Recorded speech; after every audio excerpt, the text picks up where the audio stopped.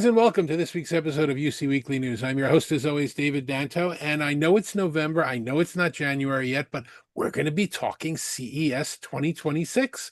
I've got a couple of great guests with me. First of all, you all know Tim Albright. Tim, say hi to everybody. Hello, everybody. How are you, sir? Thank you for joining me for this one, Tim. And we're introducing everybody to Brian Comiskey, who is with CES. Brian, tell us what your role is at CES, what you do there. Yeah, happy to. Thank you so much, first of all, for having me on. But I'm Brian Comiskey. I'm the Senior Director of Innovation and Trends and Futurist at CTA. So my job is a bit dual-hatted. So I oversee and manage a partnership that we've done with NASDAQ for 15 years. But as it pertains to CES, my job is to figure out what are the emerging technologies and trends that are appearing on the show floor and how are they going to shape and impact society in the coming years. Brian, does that mean that you're the person that's going to be giving the Tech Trends presentation on Sunday evening? That is in fact correct. I will be giving the tech presentation on Sunday evening, as well as doing another take of it on Monday morning. Those Sunday evening things that come just before the unveiled event that takes place at CES, this is all inside terms. So if you guys don't know it, forget it. I apologize. But those they're getting packed lately. I mean, it's been standing room only the last 3 years. Yeah, I mean, I think it's really grown. I think a lot of media want to get a really good insight to what's happening at the show beforehand, and then get a taste of the show floor by going to CES Unveiled, which happens right after that presentation, so they can see a bit early on what is going to be on the show floor this year. All right, so let's get into what we think we're going to see at the show this year. Obviously, we don't know everything, but we do know a few things that are going on, and I can even give some previews of some things that you guys don't even know about. But interestingly, I guess this is going to be the year of the AI washing. If last year wasn't, this year is certainly going to be. I assume that we're going to have, as I've said on some other webcasts before, AI toilet paper and AI toothpaste, and AI robots and AI everything. I mean, are we starting to see people take, scratch out metaverse and put in AI everywhere where it was, Brian? I think it's more what I call an era of intelligent transformation is what's occurring right now, which really is, it does speak to the fact that AI capabilities are permeating across multiple sectors and different industries and really pushing them forward. So I think we're going to see AI, but I think it's going to be a lot more solutions in the enterprise space, a lot in the healthcare space.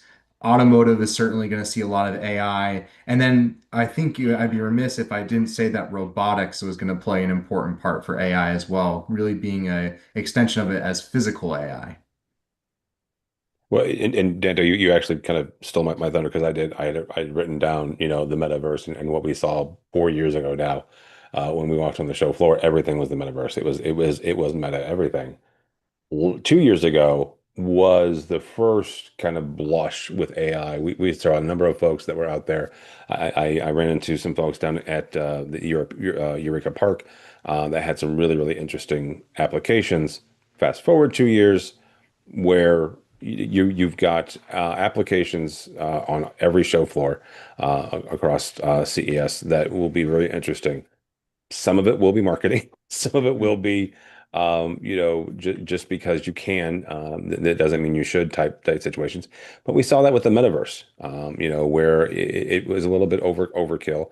You'll have to do your due diligence. That's what you and I are there for, right? Is to talk to people and see exactly what the application is and the, how real that tech is.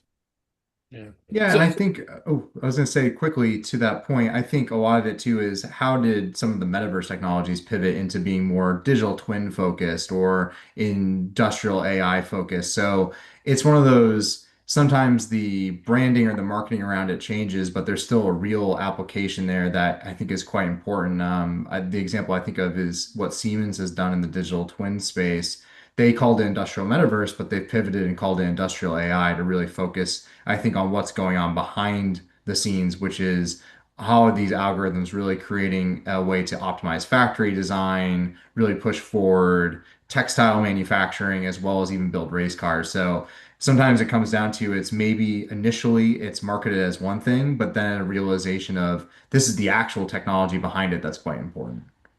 one of the things that we see, and this is not just at CES, although that's the largest conference, but in the context of this conversation, but we see a huge noise floor at a lot of these exhibits and conferences that Tim, that you and I go to, and that includes CES, where everything sort of blends in. The really good standout pieces kind of get lost in the hum, the drone of everything else that's going on, that's pure marketing and trying to catch on with marketing. And it's a little hard sometimes to pick out the trends and things that are actually really going to happen. So we'll give you the buy on AI, Brian, because I have a feeling that we could spend the next few hours talking about it, and whether it's the nuclear power that's powering it, or systems that are actually using it. Let's pass that. But why don't we talk about some of the other things? First of all, give us the dates of CES again, and the logistics, because I know you've opened a new location, right, at the Fontainebleau, a Foundry this year. So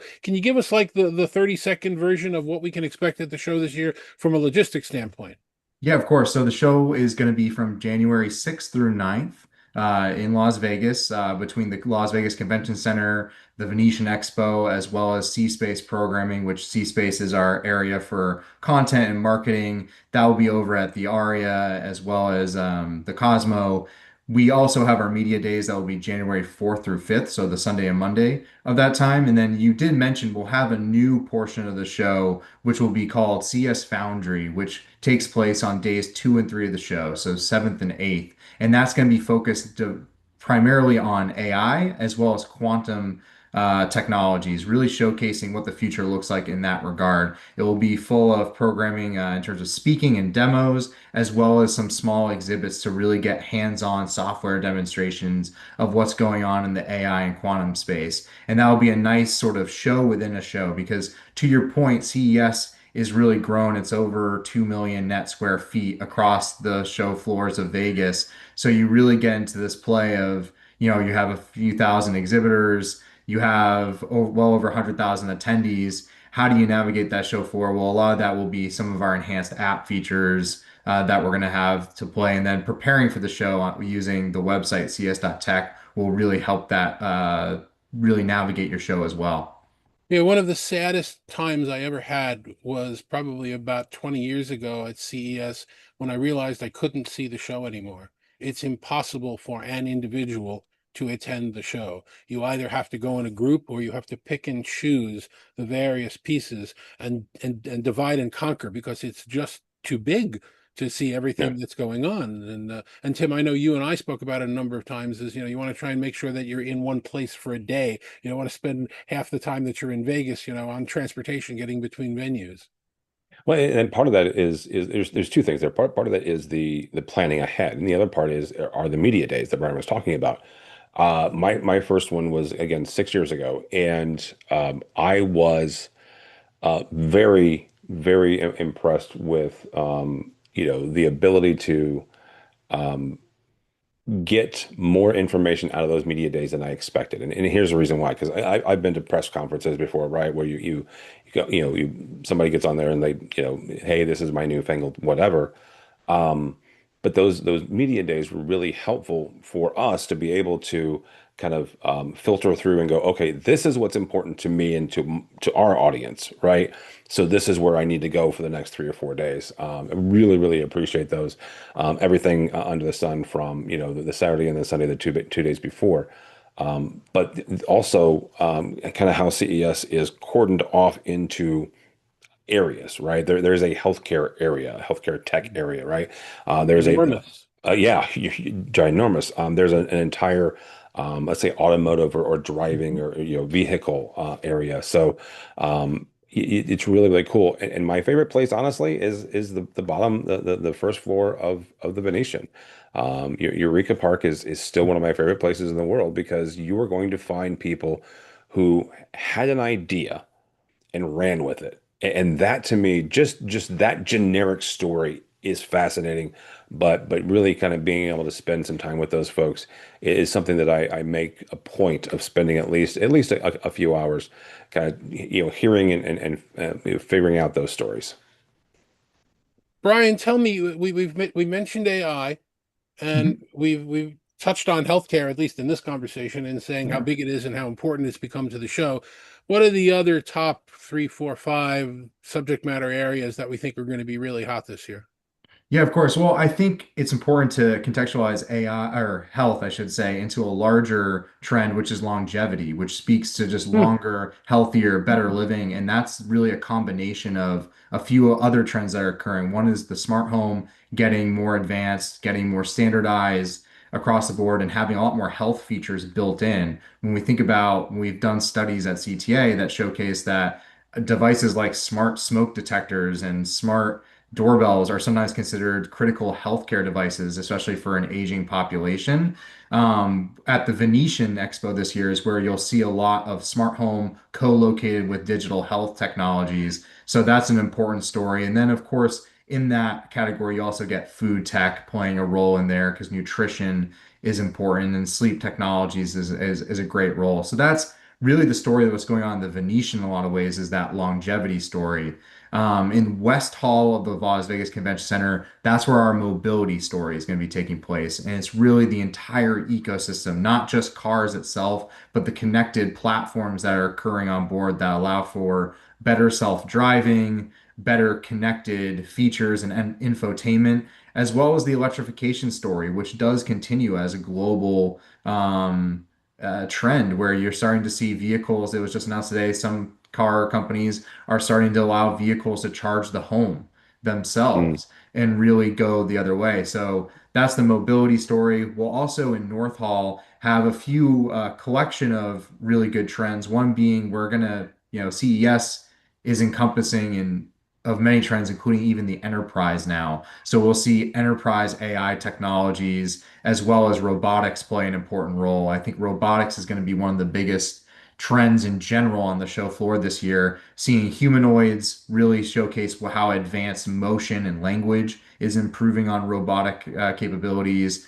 We'll also see sustainability play an important role in North Hall as well, with energy and power companies showing up. You mentioned nuclear power earlier, David. We'll actually have a company, Korea Hydro Nuclear, that is a utility company out of Korea that does focus on nuclear power. So it's playing an important role in the conversation as we think about not just the balancing needs of AI, but also just moving to the energy future itself. How do we get to zero carbon in some ways? And that will play an important role on the show. And then Central Hall is just as important as ever with a lot of the large AV companies showcasing the latest in video and audio technologies as well. Now, I recall Samsung last year went literally wall to wall. First time they ever did that. You couldn't go from the front of the central hall to the back of the central hall without passing through the Samsung booth, which was really interesting. And I'll give everybody a little bit of a hint of the folks, my good friends at the IEEE are going to be showing off make your own karaoke things in their booth in the back, right near Sony. So that's definitely Hmm. one of the stops that I want to go by. And there'll be might be some other special announcements from those guys as well. So that's going to be really exciting. Brian, is the convention center going to be completely open? Are we going to have all the halls open again for the first time in a few years? Excited to say that yes, the construction should be complete. So we'll have all of the halls from West Hall, North Hall, Central, and we'll have South Hall online as well. So you'll be able to walk the entirety of the show floor. And what's really exciting too is the Hyperloop is getting expanded as well. So it will actually stop at the Wynn now as well. So Hmm. that Tesla Hyperloop will have more stops that really connect the greater Vegas footprint to the convention center itself. Very cool. One of the things I have a question for you, though, Brian, is one of the things that you were talking about here is not just the enterprise AI, but the power consumption and the power technology that we're seeing. One of the things for that is certainly sustainability and the carbon footprint. The other side, though, is the consumption of power for AI, right? So it is this interesting kind of this loop. What are you seeing as far as what's coming down the pipeline in January and beyond to meet the needs for these AI tools? Yeah, well, I think it's very clear that an all of the above energy strategy in general is starting to come back onto the table in a lot of ways to really meet the power demand.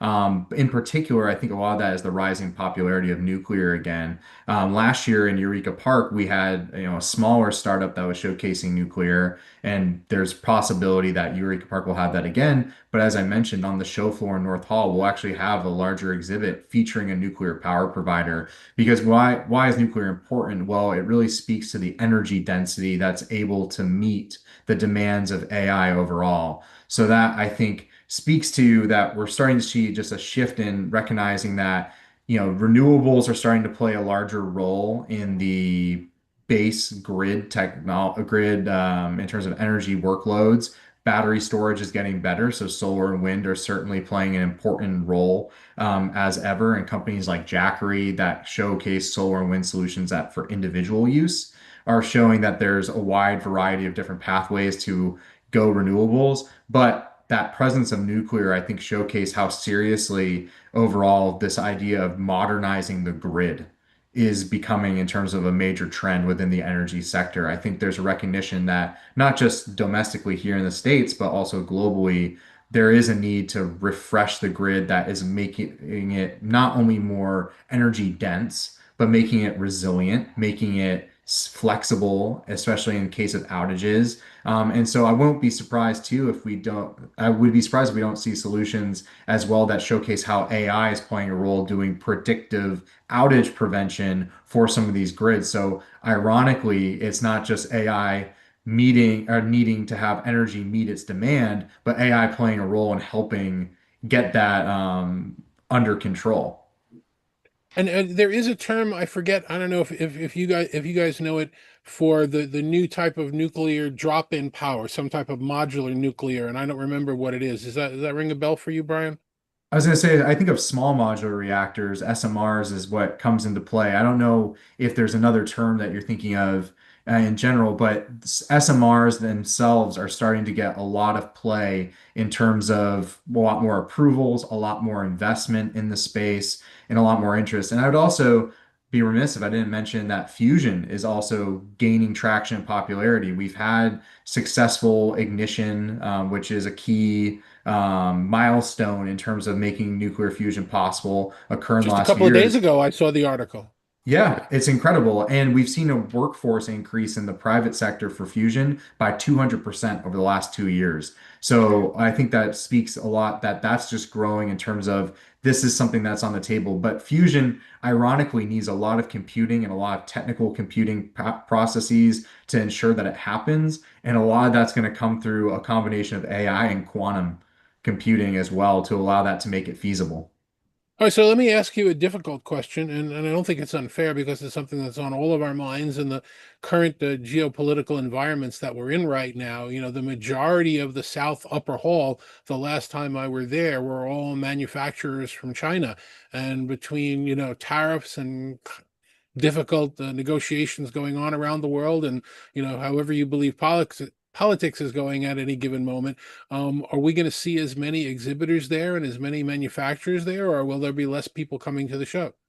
I think CES showcases that innovation is global and transcends borders. And so I know, tracking very closely what's going on in terms of the visa situation, what's going on in terms of travel, and, people are excited to come to the show. We expect to see exhibitors from all over the world. We get about 160 countries worth of exhibitors and attendees. So looking at that, we expect fully to see exhibitors from Korea, especially. Korea is actually our largest in terms of outside the United States. We see the most exhibitors and attendees coming from Korea, so we expect good attendance from them.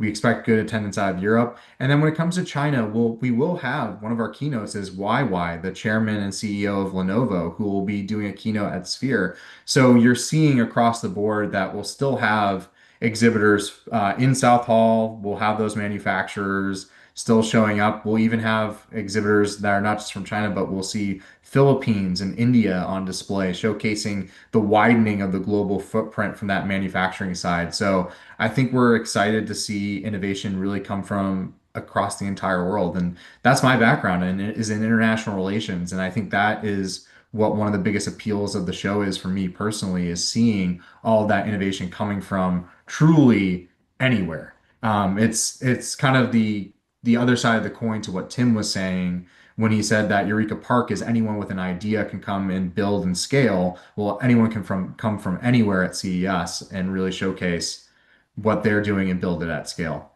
Yeah, and I think that expanding global footprint is incredibly important, not just for CES, but for the technology sector in general. Being able to expand it and produce it wherever in the world.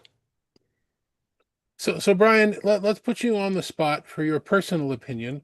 If you were coming from the corner of the world that Tim and I are, if you're speaking to, an AV or IT integrator that works in an enterprise that has never really thought of CES as their show, they've thought of Infocom, they've thought of ISE in Barcelona now. What would be the top two or three things you would suggest that they make sure that they see when they drop in at the show?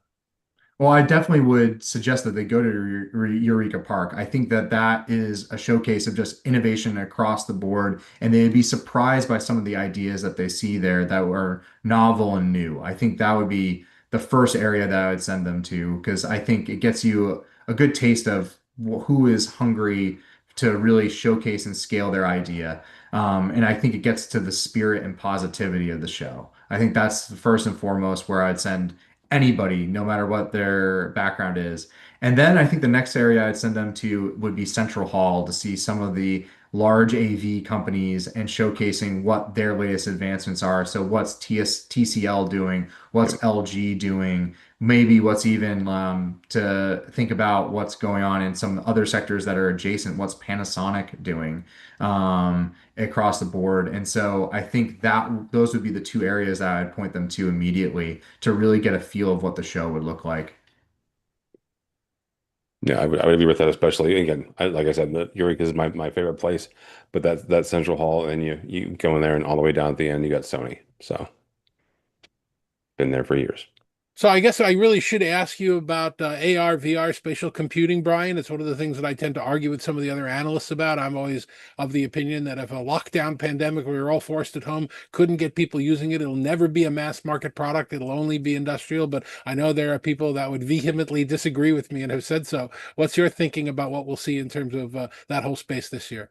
I think we'll definitely see a strong presence from smart glasses as well as spatial computing, really as a growth area. Particularly, I think smart glasses are starting to get their growth and showcasing that they have a form factor and a design that actually has the ability to, if there's any possible device that could go up against the smartphone in terms of lightweight, has a good screen and computing technology, is the smart glasses. And that will diffuse into overall, I think, mixed reality glasses as well as some AR glasses in terms of their capabilities. So I think it's certainly a trend to watch at the show. It's one that has surprised me in terms of its growth over the last couple of years, and I'm looking forward to seeing it grow more at CES 2026. Yeah, I was surprised that the Luxottica Nuance didn't take off any faster than it did. I mean, I know it needed approvals, but the whole idea that I could wear a pair of glasses and have it improve the hearing that all us old guys start to have problems with, I thought that that was a natural winner, but then I'm really not seeing it in any retail location. So,